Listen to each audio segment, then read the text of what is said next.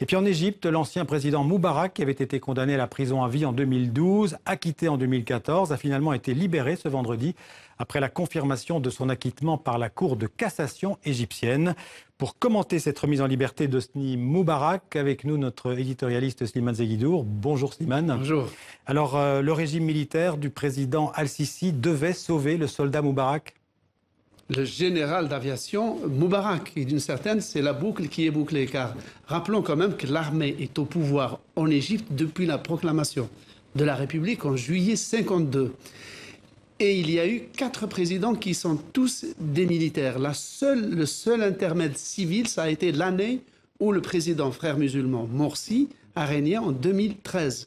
Donc l'armée a repris le pouvoir avec le coup d'État du maréchal Sisi. Donc l'armée, en libérant le président général Moubarak, s'absout elle-même et d'une certaine manière remet l'horloge à l'heure militaire, et l'Égypte continue d'être dirigée par l'armée.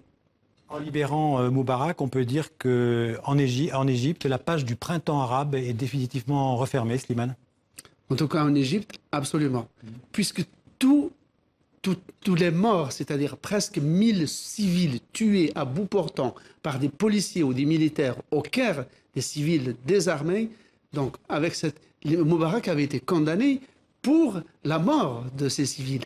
Donc en étant absous, c'est comme s'il n'y ait pas eu de responsable pour la mort de ces gens-là, comme s'ils étaient morts de mort, la révolution en 2011. Mort naturelle. Ce qui veut dire donc toute la révolte et toute cette révolution, c'est comme s'ils étaient non nuls et non avenus. Merci Slimane.